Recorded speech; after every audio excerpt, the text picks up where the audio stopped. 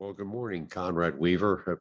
Thank you for being a guest of the town. You're a resident, Emily award-winning producer, and you're doing a lot of things nationally, as you've always done.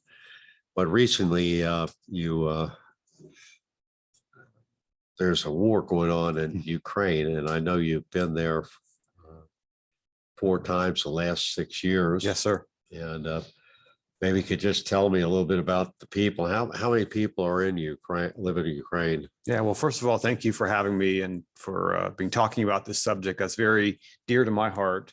I'm wearing the Ukrainian colors today, just in solidarity with my friends in Ukraine who are suffering terribly from this invasion. Ukraine's a population, is a country of about 40 million people, a little over 40 million people. Right. And they're Slavic people, Right. just like the Russians are Slavic people. Right. They come from the same background. But Ukraine has been an independent country now for over 30 years, Right. coming out of the Soviet Union. Right. They declared their freedom, and they are a freedom-loving people. There's been historically a lot of corruption in Ukraine, Right. but over the past number of years, the government, and I've met some of the government leaders, they are working really diligently to eradicate that corruption in the government. Right. I was invited a couple of years ago to the Ukrainian National Prayer Breakfast, and I was in the room with the president and with other Ukrainian top leaders, and many of their legislators meet weekly for prayer, and they're really concerned about their country and they care for their country. And now to see an aggressor like Russia come in and want to take back what they think is theirs is absolutely devastating. And I have friends, I was just texting with a friend this morning who lives in Kyiv, and she and her family are now packing up to leave because of the threat of this armored column of Russians coming in. And she said it's catastrophic. It's just devastating to see what has taken place. I've been to downtown Kyiv. I've stood on the Independence Square where back in 2014, they overthrew the Russian-controlled president. They kicked him out of the country. And I've stood on that square where several hundred people died for their freedom. And today, now there's a threat and the Russians are attacking and they're killing civilians, they're bombing buildings, and it's very challenging. But I'm encouraged because of the heart and the stamina and the strength of the Ukrainian people.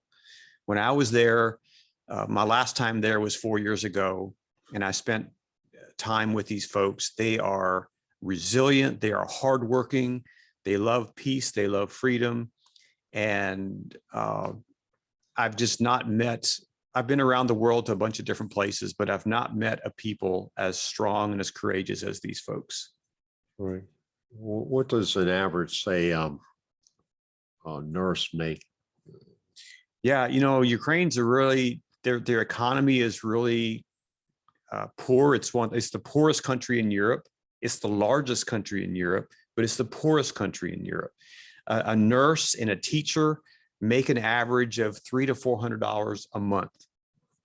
$300 to $400 a month, when their gas, their petrol, costs more than ours does. So imagine making $300 a month.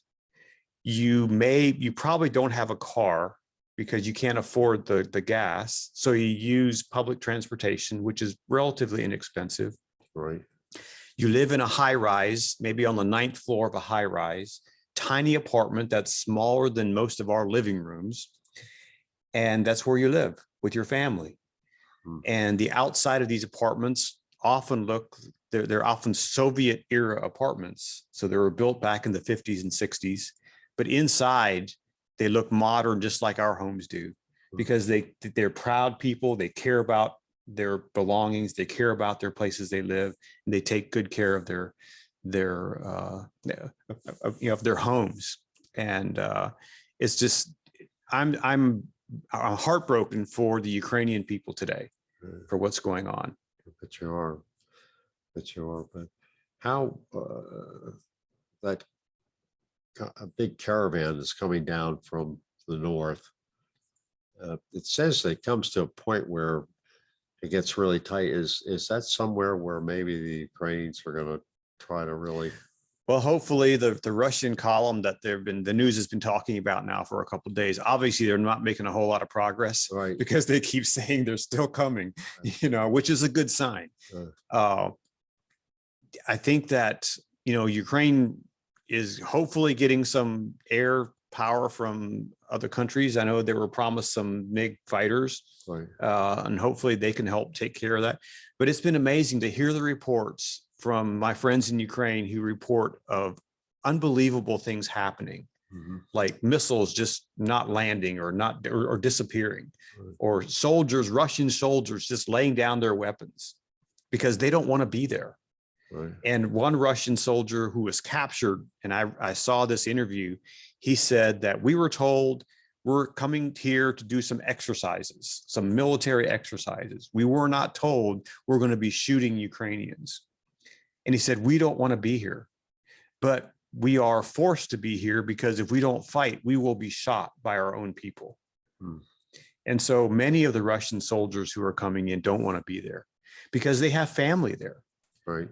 Many Russians have families in Ukraine. Ukrainian people have family in Russia. And so the average person in Russia doesn't want this to happen. But because of their dictator Putin, their military generals are forcing their soldiers to do this. Right. You just mentioned that one of your friends was picking up a rifle and going in. Yeah. What is his vision? How long do they think they can last if they don't? They need supply, stingers and things like that. That's the amazing thing, that so many Ukrainians are themselves as civilians who've never been in an army are taking up weapons. I have a friend who's the friend I was talking about earlier. Her brother is he's a businessman in Kyiv, never been in the army, and he decided to go join the battle and picked up a weapon and is now standing post at a place in the city, protecting the city. And the president of Ukraine has rallied the people. He is showing leadership like many leaders today have never done. Right. He is, he's in the fight himself. And when the US government offered to fly him out, he said, I don't need a ride. I need ammunition. That was a beautiful statement. And that's leadership. Right. And that rallied the people to fight. And I pray every day for the Ukrainians to have strength, to have the courage to stand up against these attackers. And I pray that they will win. What can we do to help refugees and things? Is there a special fund or anything going on? There are a number of funds out there, and my friend in Ukraine is going to send me an email with some list of organizations that we can help support. Right. I think for me as a person of faith, what I've been doing is reaching out to my friends and encouraging them and then praying, and I think the power of prayer is amazing. Absolutely. And I think we can overcome anything with the power of prayer. So I think that's one thing everybody can do. And I know there's funds that people are helping with the refugees. There's even a fund that you can directly send money to the Ukrainian military. And what I've been encouraged is how many people around the US, around the world, have risen up in support of the Ukrainian people. Right. And I saw a story where a Ukrainian restaurant in New York City has lines around the block of people waiting to get in because they want to support the Ukrainian people. So they want to support this Ukrainian restaurant. We have Ukrainians in probably every city in America. Right. And they have emigrated here for a better life. And I have friends in Sacramento that I'm going to see next week who are Ukrainian. They moved here last year. And so I'll be spending a day with them and going to church with them and fellowshipping with them. I can't wait to see them. Right. And just hear their stories of their families who are still back in Ukraine. Right. And are suffering this unjust war. Absolutely. Well, again, this is Conrad Weaver, He's a resident of our fair community, and he's been to Ukraine 6 times. 4 times in 4 6 times years. in the last 6 years. Yeah. I would love to be there now, actually. I bet you would, but thank you again. I really appreciate it. It's very timely, and I know you're pressed out. You're going out the West Coast to work on more filming. What's that special project? Yeah, so I'm currently working on a documentary film called PTSD 911. And it's a story about first responders who are suffering from post-traumatic stress. So our firefighters, police officers, even dispatchers who your 911 call takers who take the call they're suffering from post-traumatic stress. And so my documentary is going to be talking about that out in California. I'll be working with a firefighter down in the southern part of the state. And then I'll also be working with CAL FIRE, the organization, the fire company that helps manage all the wildland fires in California. They have an amazing training program, and I'll be doing some filming at their training center. Right. And also working with a police organization out of Pinole, California, that are doing amazing things to help their officers deal with the traumas that they face. And this film is, it's been in production for a couple of years. And if people want to see the trailer for the film, go to ptsd911movie.com. and they can see the trailer. And if you can offer some support for us to help us get this film made, I'd love to have that. But I'm excited about bringing this film to the world because we need to support our first responders. Absolutely. We have an amazing fire company here in Emmitsburg, and actually they have provided funding for this film. The Vigilant Hose Company did a fundraiser last year to help with this film. Right. And actually one of our commissioners here in Emmitsburg, Mr. Frank Davis, is on my advisory board for this film. And so we hope to bring it to the world this year. So October 28th is National First Responder Day. And that's my target date to release this film. Well, congratulations. Congratulations again to you. Again, I want to thank you, and our prayers and thoughts go out to all your friends in Ukraine.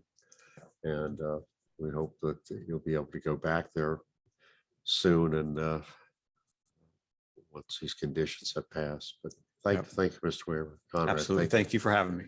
Thank you very much, people. Have a good day.